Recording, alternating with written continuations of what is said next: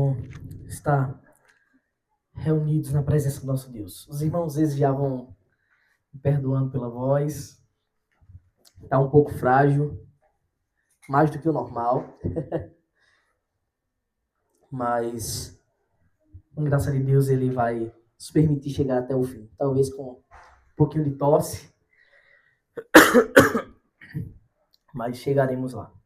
Irmãos, quero convidá-los para abrirem a palavra de Deus nesse texto, que é simplesmente um dos nossos textos mais amados.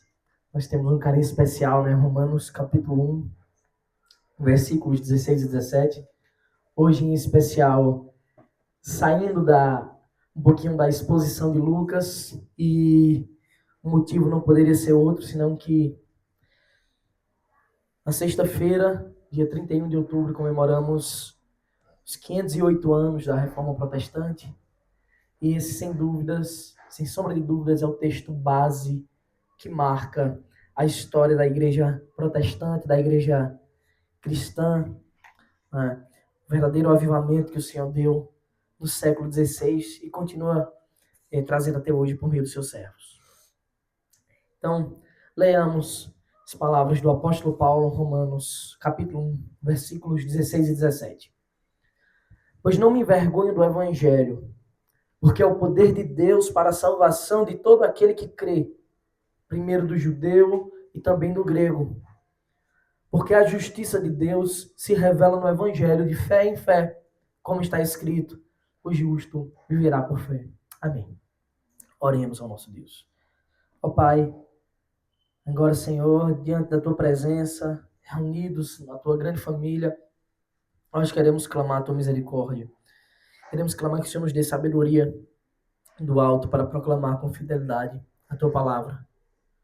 E que ela enche os nossos corações, nos quebrante aos Teus pés, nos transforme, também nos conforte pelo Teu amor, pela Tua provisão, pela Tua bondade. Em nome de Jesus, te peço que o Senhor esteja conosco em cada instante e nos abençoe em tudo. Nós oramos, ó Deus, confiados no Teu amor, confiados que o Senhor é quem nos guia e nos dá a sabedoria, o discernimento de tudo. Pelo Teu Santo Espírito, eu te peço, enche-nos e não me permita falar o que não convém, apenas aquilo que é santo e justo. Também te peço que o Senhor me ajude a conseguir pregar com fidelidade e até o fim, mediante as minhas limitações físicas, mentais e de todas as ordens. Em nome de Jesus, nós oramos. Amém.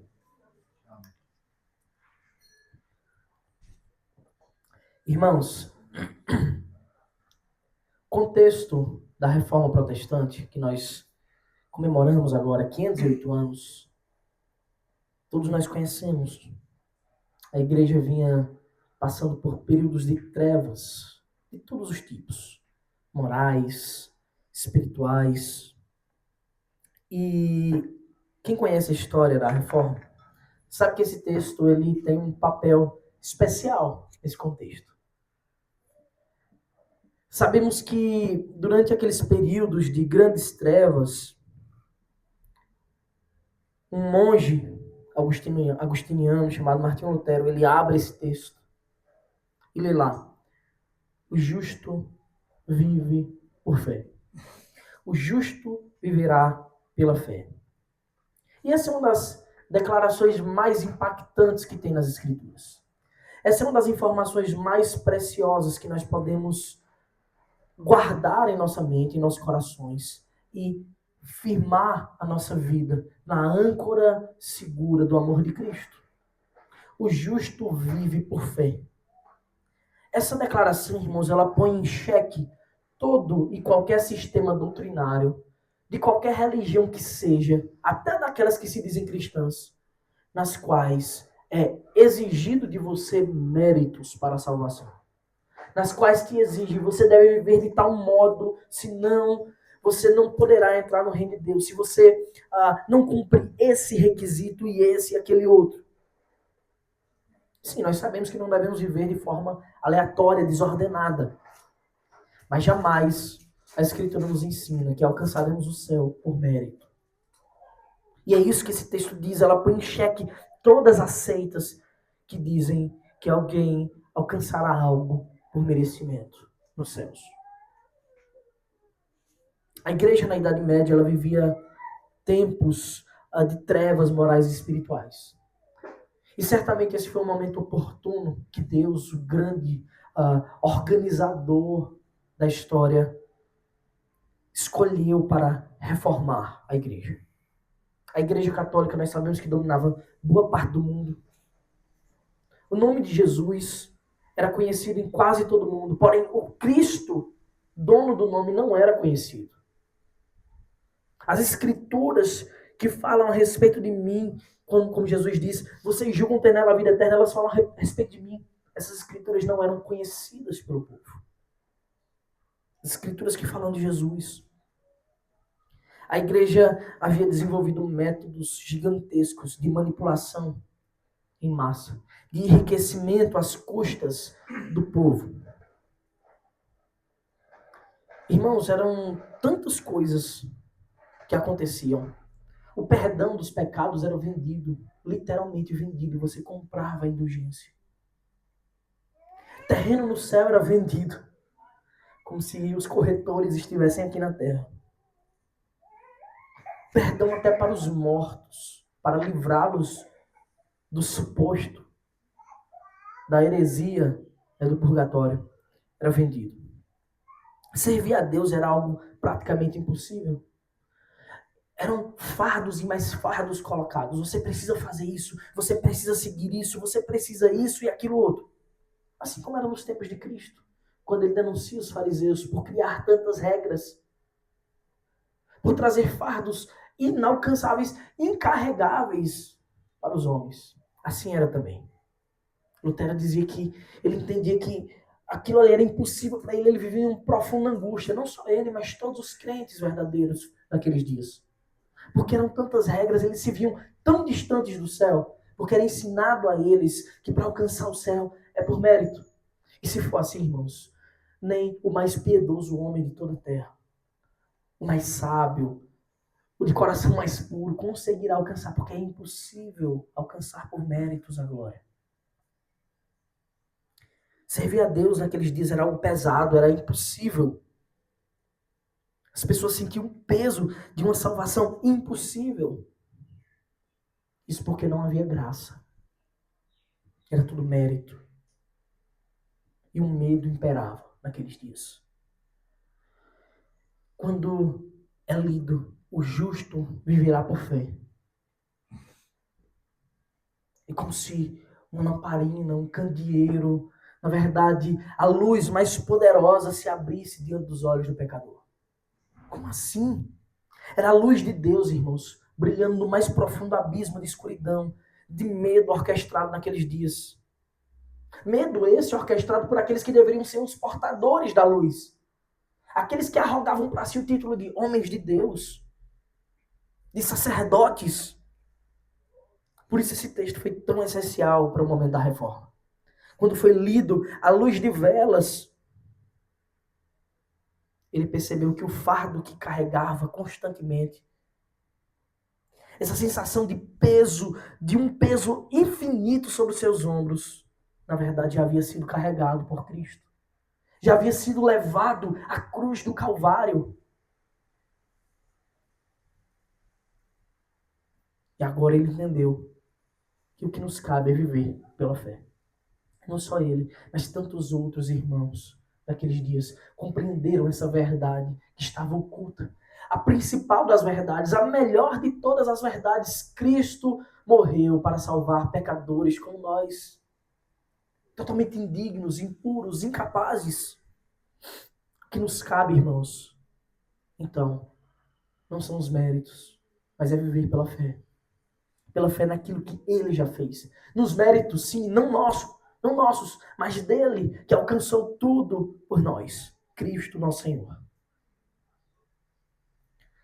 Quando Paulo escreve essas palavras, ele está se dirigindo a uma igreja, a igreja em Roma, a igreja dos romanos, no qual haviam judeus convertidos, gentios romanos convertidos. E os judeus carregavam todas aquelas crenças e toda aquela tradição também. oportunamente, muito parecido com o que acontece nos períodos da Reforma. Eram tradições e mais tradições, e eles queriam impor aos romanos, pessoas que não tinham nascido na comunidade de Israel, tradições que não pertenciam a eles, dietas de alimentos, só determinados alimentos poderiam ser comidos, guarda de dias. Os gentios romanos sentiam a liberdade do evangelho. Os judeus que tinham crido em Cristo queriam impor e cercear essa liberdade. Paulo, logo no começo da carta, ele escreve: o justo vive por fé. Aquela antiga aliança já se encerrou. O modo de Deus lidar com o seu povo é pela fé. O sacrifício perfeito de Cristo já encerrou todas essas coisas. E é nesse contexto que Paulo escreve essas palavras. Então, quero trazer aos irmãos hoje, nessa manhã, 7 lições acerca dessa passagem que marcou o início da reforma. E é um texto tão importante para todos os cristãos. A primeira lição, meus irmãos, que você deve carregar, seja você crente ou não, é não se envergonhe do Evangelho. Lição muito clara, muito simples. É literalmente a transcrição do texto. Não se envergonhe do Evangelho. Paulo, ele faz a seguinte declaração aos romanos: pois eu não me envergonho do Evangelho. Por que será que ele fala isso? Eu não me envergonho do Evangelho. Antes de responder, eu quero que você me responda, ou melhor, que você responda para si mesmo. E você? Você tem vergonha do Evangelho? Você se envergonha de carregar o nome de Cristo? E antes de você apressadamente, de modo autoindulgente, dizer um sonoro: não, eu não me envergonho. Antes de você falar isso, pense direitinho. Tem certeza que você não se envergonha? Você já se acovardou em defender a fé diante de algumas pessoas? Pensando o que elas vão achar de mim. Você sentiu que se falasse de Cristo, perderia um pouquinho do seu prestígio, do carinho que você tem de algumas pessoas? E você mesmo, que é apenas um simpatizante do Evangelho, que ainda não se entregou a Cristo, você não faz isso por medo de perder os seus privilégios? Algumas amizades que são tão preciosas que vale a pena arriscar a eternidade e o conforto de uma vida bem estabelecida socialmente.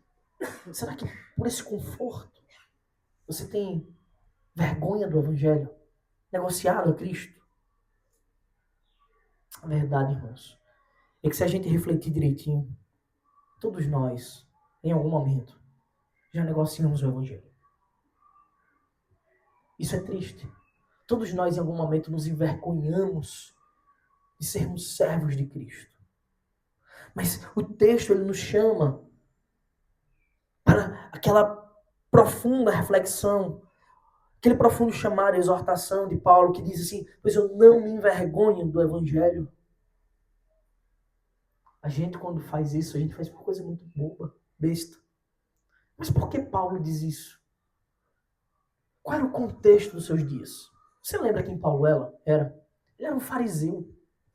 Alguém que estava bem estabelecido na religião judaica. Um homem de renome. Um doutor da lei. Alguém numa posição de prestígio numa religião antiga.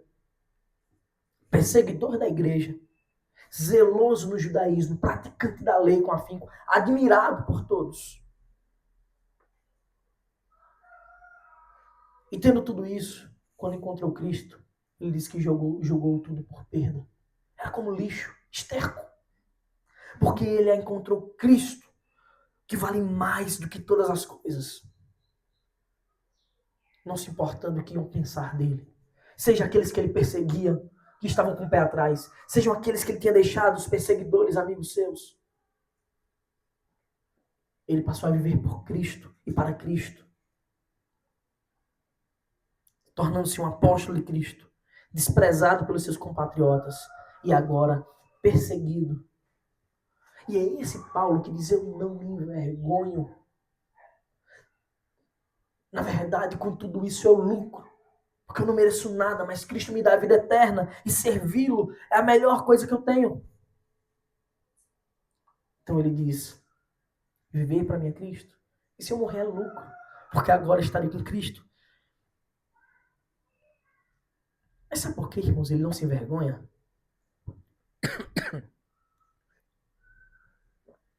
Essa é a segunda lição. Paulo ele não se envergonha. E ele deixa claro. Porque o evangelho é o poder de Deus para a salvação. Muita gente por aí gosta dessa palavra, poder. Gosta de ter o poder. O evangelho é o poder verdadeiro de Deus para a salvação. Paulo, assim como nós, irmãos, ele encontrou a pérola de grande valor. E por isso ele não se envergonha, porque ele encontrou a coisa mais preciosa que existe. O evangelho. A salvação gratuita por Cristo. É por isso ele diz, eu não me envergonho do evangelho, porque é o poder de Deus para a salvação de todo o que crê. De todo aquele que crê. Que verdade extraordinária, irmãos. A gente deve lembrar disso todos os dias, quando a gente acorda. A primeira coisa que você deve pensar, Cristo me salvou pelo seu evangelho precioso. Portanto, hoje eu vou viver para a glória dele. E quando você dormir e acordar de novo, você acorda e pensa, Cristo me salvou desse mundo mal. Hoje eu vou viver para a glória dele e não me envergonharei do evangelho, porque é o poder de Deus. A força mais extraordinária que existe. É só crendo no evangelho. Ele diz, para todo o que crê. É só crendo no evangelho que somos salvos. Não é um poder qualquer. Não é mais um poder. É o poder de Deus para a salvação. O evangelho é Cristo. O evangelho não é uma história comum. Não é uma lenda. Não é uma fábula. É a declaração de que o Deus Todo-Poderoso interviu na história para salvar pecadores como nós. Ele é o poder de Deus revelado. E paradoxalmente, irmãos, estranhamente, esse que é o maior poder, o poder de Deus, revela o quão nós somos fracos, o quão nós somos pequenos sem Ele, o quão estávamos perdidos. Você quer pensar o tamanho da sua perdição? Imagina o tamanho do que Deus fez para nos salvar. Foi necessário que o Filho encarnasse. Foi necessário que a vida se entregasse na morte para que você pudesse viver. É quando você percebe o tamanho da grandiosidade do que Cristo fez. Você percebe o quão você é pequeno, devedor, incapaz. E assim, quando percebemos isso, Deus começa a trabalhar em nossos corações, quebrando o nosso orgulho, quebrantando o nosso coração, apagando a nossa vaidade dia após dia, nos fazendo totalmente conscientes da nossa dependência dele. Essa segunda lição ela é bem importante. Nós devemos estar atentos a tudo que queira mover, tirar a nossa consciência dessa verdade preciosa. Porque tem muitos inimigos que tentarão fazer isso, tirar de nós a consciência do evangelho, do que Cristo fez. Há infiltrados no meio do povo de Deus, dia após dia, tentando convencer o mundo de que há diversas maneiras de sermos salvos. Mas Paulo deixa bem claro, o evangelho é o poder de Deus. Não mais um, mas o único poder de Deus para a salvação de todo que crê. Alguns tentam levar a vida baseada nessa mentira que é propagada todos os dias. Todos os caminhos levam a Deus. É o que alguns filhos do diabo proclamam, tentam ensinar. Outros, mais astutos ainda, proferem a piada infame, piada de mau gosto, dizendo que todos os caminhos levam a Roma. Essa é uma grande piada. Mas não há tira-tema maior do que ouvir a própria voz do Mestre falando para nós e confirmando as palavras do seu apóstolo. Jesus, em João 14,6, está escrito, Jesus respondeu, eu sou o caminho, a verdade e a vida. Ninguém vem ao Pai senão por mim. De modo que Ele é o Evangelho. Quando você se perguntar o que é o Evangelho, é Cristo. O caminho, a verdade e a vida. Não há outro caminho, não há muitos caminhos, não são todos os caminhos que levam a Deus, há um único caminho. O poder de Deus revelado para a salvação de todo o que crê. E só crendo você terá a vida eterna. O Evangelho é a verdade, Cristo é a verdade. E somente por meio dele nós temos a vida eterna. Somente por meio dele nós temos vida e vida em abundância. A verdadeira vida, a vida que não se esvai, que não acaba, a vida preciosa, guardada para nós nos céus. E ele diz, ninguém vem ao Pai senão por mim. Não tem outro meio, não tem outro caminho. Calvino disse que o Evangelho é um instrumento de Deus para salvar pecadores. E o Evangelho é sobre Cristo. Isso nos leva à terceira lição. Conheça o conteúdo do Evangelho. É obrigação sua, servo de Deus, de conhecer o conteúdo do Evangelho e apresentá-lo a outros. De forma simples e sucinta, o conteúdo do Evangelho é Jesus. Somente por meio dele podemos ir ao Pai. Mas nós podemos nos aprofundar um pouco na história para perscrutar um pouquinho mais o conteúdo do Evangelho. Nós podemos traçar a história da redenção, é como nós chamamos o plano de Deus para a salvação do homem, desde antes da fundação do mundo, até o retorno de Cristo, pois ele voltará. Em 3 pontos nós podemos detalhar. Deus criou o mundo, o homem caiu e Deus decidiu restaurar pecadores. Criação, queda e redenção. Deus criou o mundo tudo muito bom, tudo perfeito, e ele se regozijou ao criar o mundo. Mas o homem prontamente, com a liberdade que tinha, desobedeceu ao Senhor, comendo do fruto e vindo sobre ele repentina condenação. Desgraça. O pecado entrou no mundo.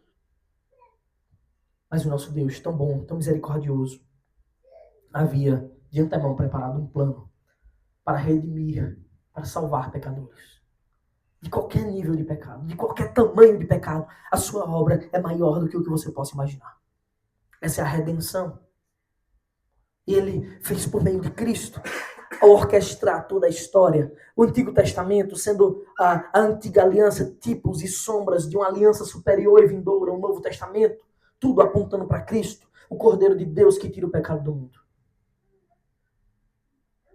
O Evangelho leva em conta esses 3 pontos, criação, queda e redenção. Mas ele é propriamente o terceiro ponto. A execução do plano de Deus para salvar pecadores.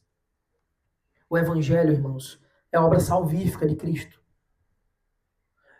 O Evangelho não são meras letras sobre um papel, mas é a história viva do Deus que encarnou e decidiu morrer em seu lugar. Não é à toa que Paulo diz, eu não me envergonho do Evangelho. O resumo dessa obra perfeita é ensinada por Jesus ao fariseu Nicodemos.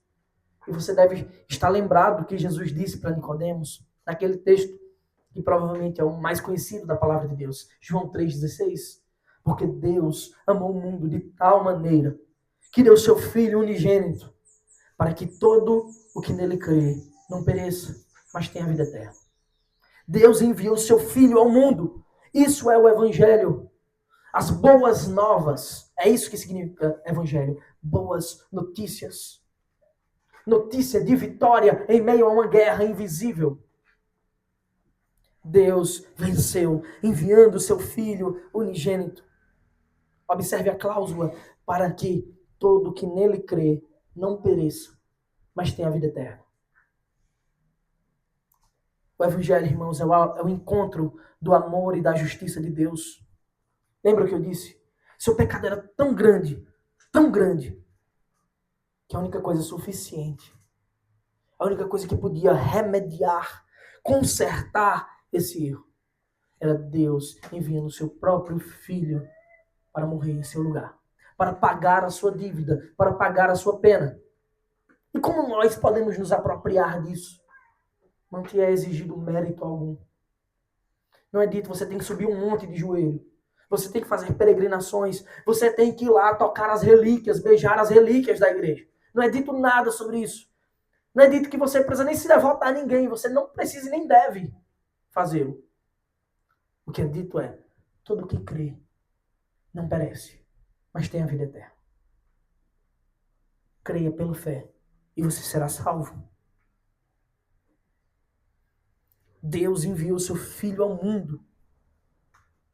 Ele não fechou os olhos para a sua justiça, porque o nosso Deus é puro, perfeito e santo. Mas ele arrumou um modo de nos salvar. Esse modo foi enviar Cristo para morrer em nosso lugar.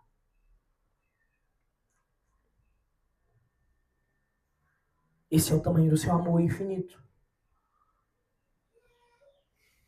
Observe que a única cláusula dessa salvação graciosa, dessa misericórdia infinita, que ninguém poderia merecer uma coisa dessas, é crer. Creia e você será salvo. Quem não crê perece. Quem crê tem a vida eterna. Nesse ponto, a gente pode fazer uma pergunta muito pertinente. O Antigo Testamento ele fala muito de um povo, de uma nação, dos israelitas.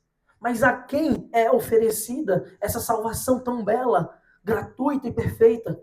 Cristo era judeu. Ele nasceu judeu para aquele povo. Então, para quem é oferecida? Será que essa salvação é para nós também? Então vem a quarta lição. O Evangelho deve ser apresentado a todos os homens. Jesus disse a Nicodemos, Deus amou o mundo de tal maneira. E com isso, ele está dizendo para Nicodemos, que era um fariseu que tinha uma visão muito fechada quanto à geografia, achando que tudo é para os israelitas, que ele queria apenas um libertador, um Messias israelita, para que livrar o povo de Deus do Império Romano. Ele diz, Cristo diz, Deus amou o mundo de tal maneira, dizendo assim, a salvação não é só para vocês, judeus, mas para todo que crê. Mostrando que essa barreira geográfica, ela não traz impedimento para a salvação de ninguém. O amor de Deus é maior e mais perfeito do que tudo que nós podemos imaginar. E é nessa mesma linha que o apóstolo Paulo continua dizendo, primeiro do judeu e também do grego. Mas eu não me envergonho do evangelho, porque é poder de Deus para a salvação de todo que crê. Primeiro do judeu e também do grego. O que é que essas palavras significam? Por que o apóstolo Paulo fala nesses termos, primeiro de um grupo, depois de outro? É simples, porque foi essa forma que Deus lidou na história. Deus escolheu uma nação do mundo para revelar a sua redenção, o povo judeu, e nela entregou leis, palavras, profecias, todas elas apontando para a salvação que estava para vir nos últimos dias em Cristo. Depois ele proclamou a libertação a todos os povos. Ele expandiu a realidade da graça. Mesmo os que estão mais distantes, se pela fé crer, serão salvos. Então, quando Paulo diz primeiro do judeu, ele está lembrando que aquele povo foi o que primeiro recebeu os oráculos de Deus. E quando ele diz, e também do grego, o grego aqui é um sinônimo para gentios, para todos os outros povos, porque naqueles dias o Império Greco-Romano dominava o mundo, a cultura era helenista, era uma cultura grega. Então Paulo está dizendo, a salvação veio dos judeus. Jesus era judeu. Deus tinha organizado um povo para mostrar naquele povo o seu poder e a sua glória. E no devido tempo enviou o Messias, o libertador, que não é só daquele povo, mas de todo o que crê. Não à toa, Paulo está escrevendo essa carta aos romanos, um povo que não era israelita de nascimento, mas um povo externo como nós. De modo que a salvação chega aqui para nós também brasileiros, serrienses, no fim do mundo. A salvação chega para nós por meio de Cristo. É só por meio dele que é o caminho. Só por meio dele, de Cristo, que é o próprio conteúdo do Evangelho, o próprio autor da vida, que todos, se creem, poderão ser salvos de qualquer lugar do mundo. Graciosamente. Não por méritos, mas pela fé. Portanto, se pela fé você se achegar a Ele, também você será salvo. E para nós que já fomos chamados, para nós que já professamos a nossa fé no Senhor, há uma ordem clara e implícita. O Evangelho precisa chegar em todo mundo. O Evangelho precisa chegar a todo mundo. E você deve ser um agente de Deus para espalhar essa mensagem. Não à toa, você deve conhecer o conteúdo do Evangelho. Você não pode se envergonhar do Evangelho para isso. Você deve crer no Evangelho para isso. Olha como essas coisas estão encadeadas. Você foi chamado para pregar o Evangelho a toda criatura. Mas alguém pode se perguntar, você pode se perguntar, ou outras pessoas podem te perguntar, como eu posso ser salvo? Então vem a quinta lição. Pela fé. Creia de todo o coração no Evangelho.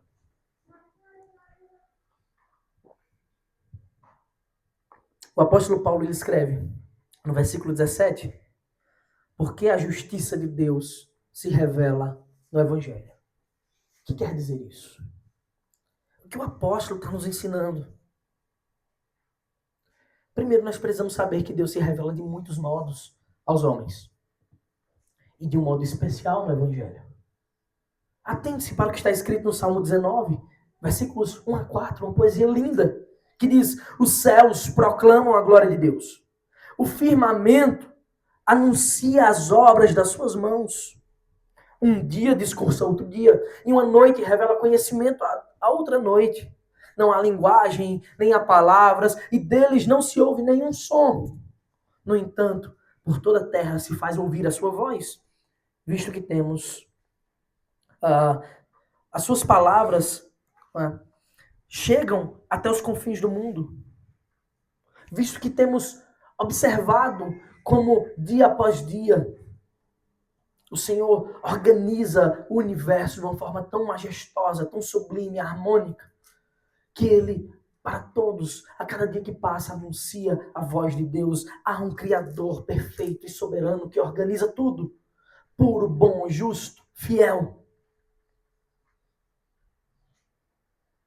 Não há palavras nisso, não há som, mas o nome de Deus é proclamado em toda a criação. Mas essa pergunta ainda continua pairando no ar. Como podemos escapar da condenação dos nossos pecados, que são tantos? Se temos tantos pecados, como podemos ser salvos? A criação, ela reflete a glória de um Deus perfeito, justo, infinito, imutável, harmônico, bondoso. Mas ela não traz essa resposta. Como podemos ser salvos? Portanto, Deus, em sua infinita bondade, decidiu nos revelar isso em Cristo e fazer com que os seus servos registrassem a palavra para que ela perpetuasse por todos os séculos. É o que nós chamamos de revelação especial, as Escrituras, o Evangelho. E é nessa revelação que Cristo está descrito e a sua obra perfeita está anunciada para nós. E só crendo nele, pela fé, é que nós podemos ser salvos. A verdade é que o nosso pecado exige uma pena. Afinal, nosso Deus é justiça. E se eu simplesmente fechasse os olhos para a justiça? E se ele simplesmente dissesse assim, eu não quero condenar ninguém? Deus não poderia fazer isso. Porque senão ele estaria negando a sua própria essência perfeita, justa e santa.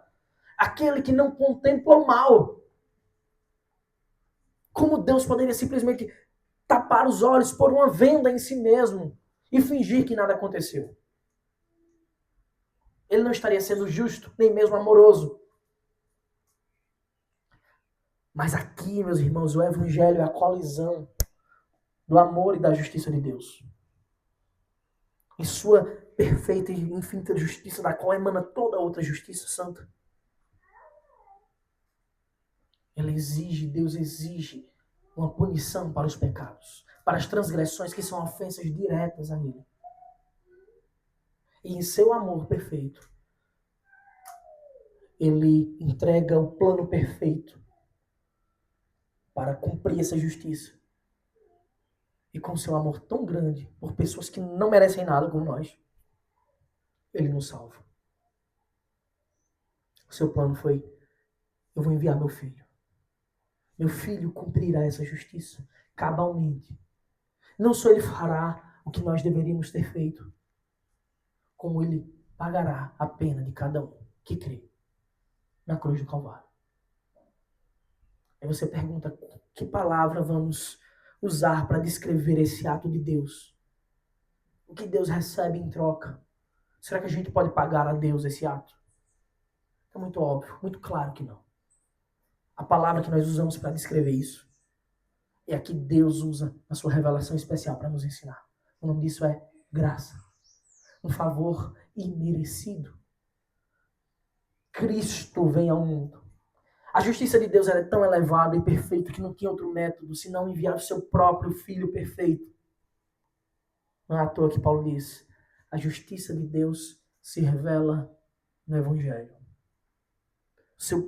A sua justiça significa perfeição. É o que Deus exige. E só Cristo podia fazer isso por nós. Ela não falha, a justiça de Deus. Ela é perfeita. Então Deus concilia justiça e amor no seu Filho, no Evangelho para nós. A boa notícia da salvação. Somente, irmãos, pela fé, crendo nessa obra de Cristo, nós podemos desfrutar da paz perfeita, do amor perfeito, da salvação eterna. Agora reflita sobre esse amor tão grande, no qual Deus não poupou o seu próprio Filho para nos salvar. Pelo contrário, Ele entregou. E entregou por nós quando ainda éramos pecadores. Me diga, pense, reflita numa coisa óbvia. Alguém que realmente crê nisso, pela fé, pode viver do mesmo modo que antes? A salvação não é por méritos, não é por obras, mas alguém que foi alvo de tão grande amor não pode viver do mesmo jeito.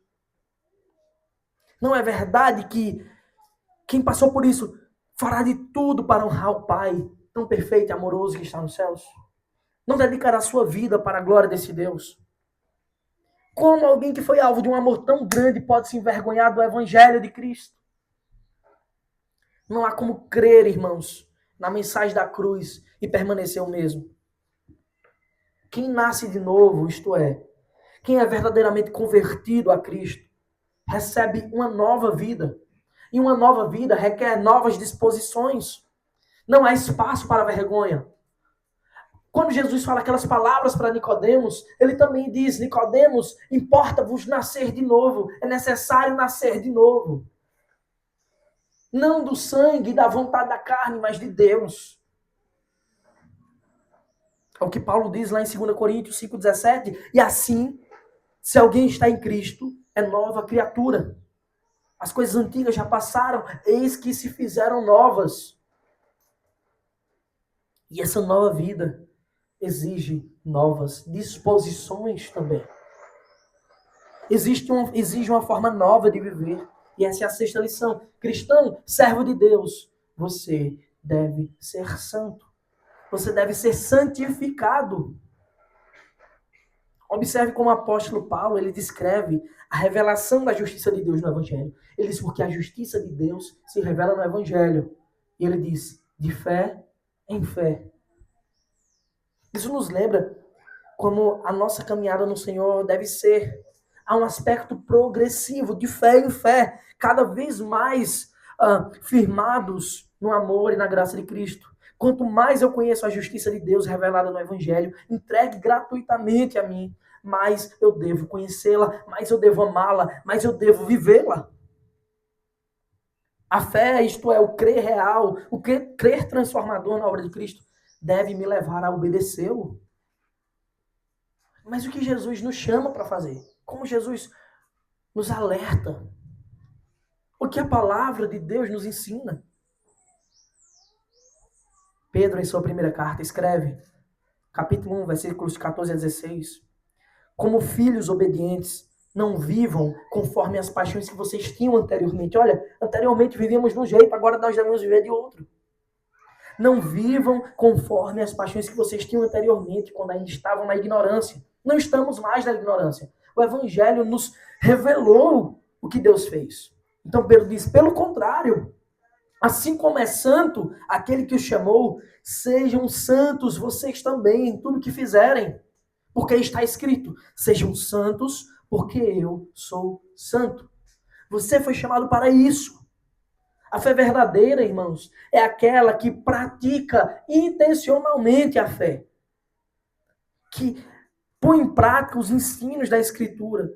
Que busca santidade e pureza nos pensamentos, nas ações, nas palavras, no viver diário para a glória de Deus. A fé verdadeira é aquela que vive para glorificar ao Senhor, que Ele amou incondicionalmente a ponto de enviar o seu Filho unigênito para morrer em nosso lugar. Não é sem motivos que Tiago escreve. O famoso texto, Tiago 2,17. Assim também, a fé, se não tiver obras, por si só está morta. Porque aquele que crê de verdade, a fé verdadeira, ela transforma. Ela nos faz nascer de novo. E quem nasce de novo não vive como vivia antes. Nessa ignorância que Pedro fala. Em práticas imorais. Porque a gente foi chamado para uma nova e viva disposição. Uma disposição santa. Foi justamente pelo pecado, por causa do pecado, que Cristo veio ao mundo nos salvar. Como pode vivermos ainda amando o pecado? Você foi chamado para viver ativamente para a glória de Deus. Você foi chamado para renunciar aos prazeres do pecado, mas para se deleitar também na pureza, na bondade, no amor, na santidade, na justiça, na glória eterna e infinita do Deus Todo-Poderoso. Você precisa ser santificado em 2 níveis. O primeiro é o que Cristo faz na cruz. Ele te torna santo. Ele te separa do mundo. Ele te tira do rol daqueles que estão caminhando para o inferno. E te colocam na lista dos salvos. Mas você também precisa praticar os imperativos de Cristo. As ordens que Ele te dá. De se afastar do pecado. E quando a gente faz isso, a gente está dizendo, eu não me envergonho do Evangelho, porque é o poder de Deus. Porque é a melhor forma de viver. Porque Deus sabe o que eu não sei. E Ele sabe o que é melhor para mim. Por fim, irmãos, a 7ª lição é a regra de ouro de todo cristão. É a regra de ouro da vida cristã.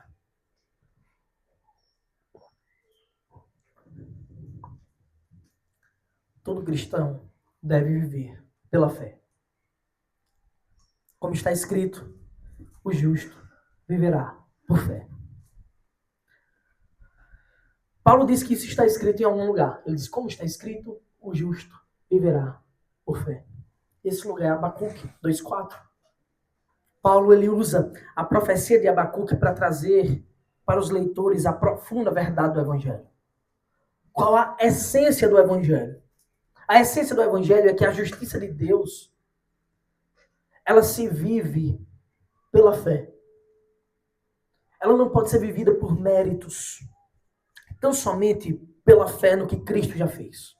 Isso pode soar estranho a ouvidos que são legalistas, a ouvidos acostumados a não toque nisso, não pegue nisso, não pode isso, não faça aquilo outro. Há regras proibitivas de tudo. Esse tipo de roupa não usa. Esse tipo de programa aqui não pode assistir.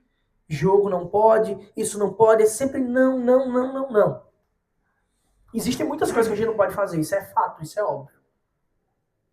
Mas a justiça de Deus, ela não é vivida pelos méritos, mas pela fé.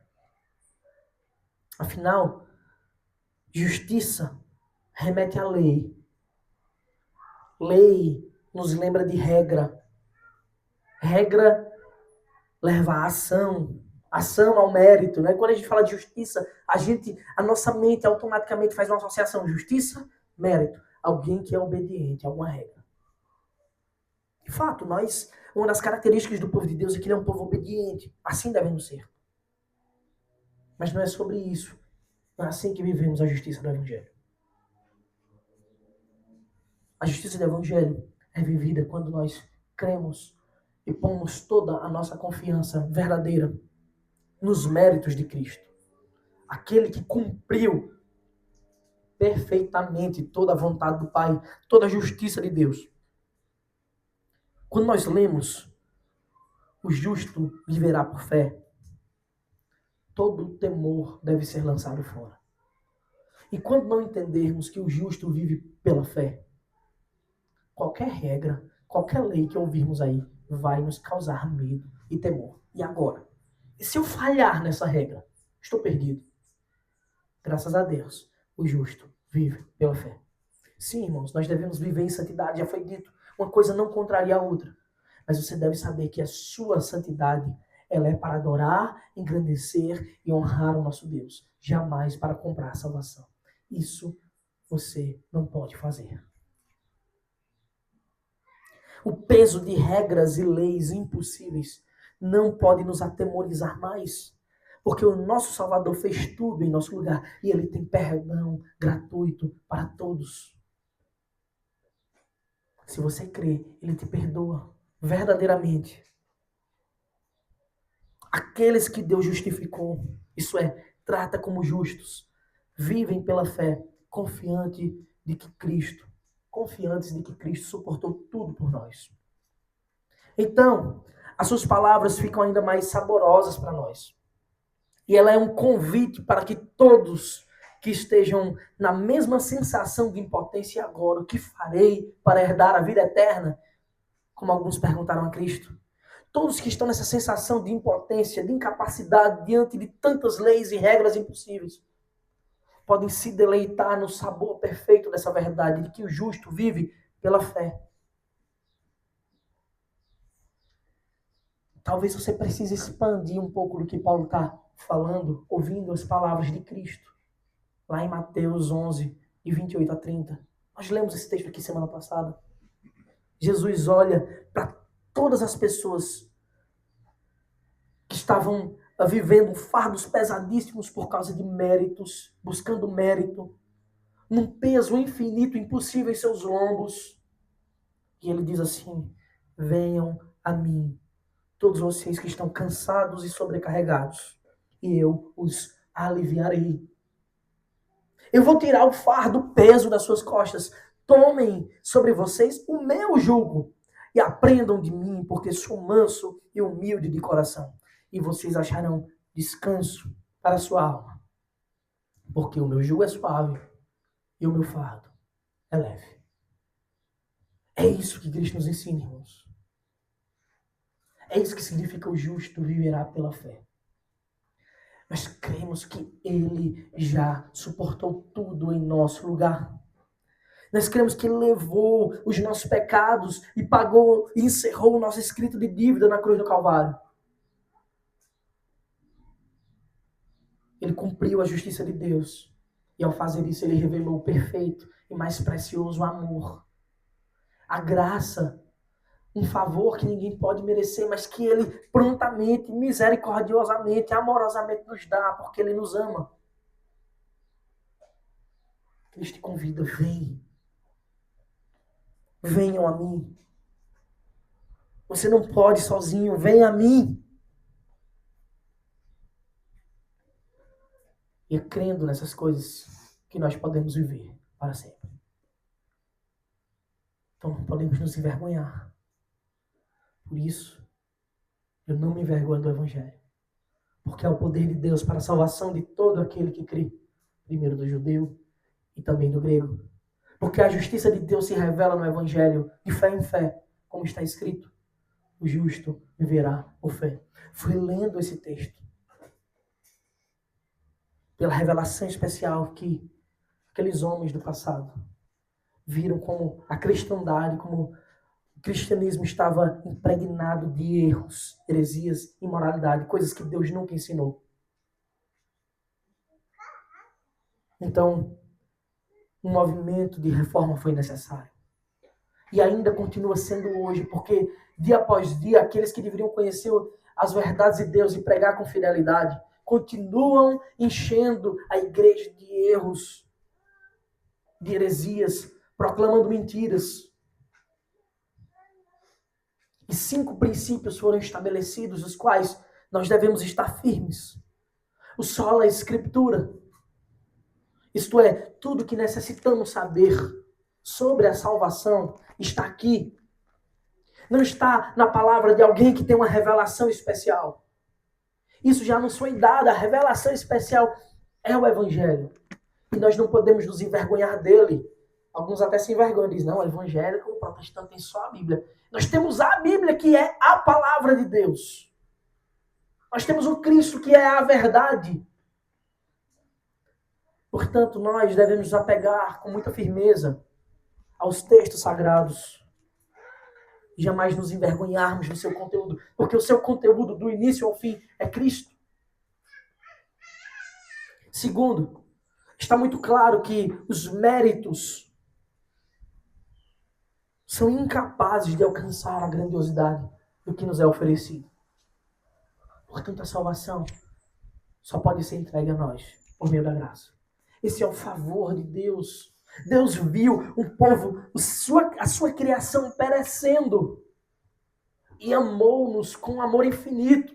Amou-nos até o fim, a ponto de dizer, eu vou salvar esse povo que nem me honra com os lábios, nem com o coração, que está distante de mim, que não me conhece. Eu vou fazer isso enviando meu filho. Isso é graça, isso é um favor, ninguém merecia. Esse é outro princípio da reforma sola gratia, somente a graça. E como ele fez isso? Enviando o nosso Salvador Jesus Cristo. Solos Cristos. Somente Cristo, irmãos, pôde fazer o que ninguém podia fazer. Cumprir a justiça de Deus. Ser o Cordeiro de Deus que tira o pecado do mundo, o sacrifício perfeito. De modo que ele alcançou um nome que é sobre todo nome. De modo que só ele é o caminho, a verdade e a vida. Não temos outros caminhos. Não são outros que nos levam a Deus. Não são outros que podem chegar mais perto de Deus. Nós temos o Cristo, o Deus eterno, infinito, perfeito. Portanto, só os Cristos. E como nós podemos nos relacionar com esse Deus? Os méritos não podem fazer isso. Nós não temos merecimento para isso. As nossas obras são incapazes de fazer com que Deus olhe para nós e diga, esse realmente é mais legalzinho que os outros. Não, não existe isso. A gente só pode fazer isso, como o apóstolo Paulo escreve, de fé em fé, o justo é aquele que vive pela fé. Sola fide, só por meio da fé nós podemos viver para a glória de Deus. Só por meio da fé nós podemos nos relacionar com o Senhor. E por fim, o quinto princípio da reforma. Fechando as 5 solas, o soli deo glória. Somente Deus, irmãos, é digno de toda glória por tudo isso, pelo seu plano infinito. Quando nós olhamos o todo, ele criou, nós caímos, ele redimiu. O que tinha de bom ele fez, o que tinha de mal fomos nós que fizemos. E ainda assim ele continuou nos amando. Por isso nós devemos constantemente, de fé em fé, pela graça, pelos méritos de Cristo, aprendendo dia após dia nas Escrituras o que Deus nos revela. Nós devemos viver para a glória de Deus, porque somente Ele é digno de toda glória. Soli deo glória. Amém. Vamos louvar o Senhor, irmãos. Eu convido você a se colocar de pé.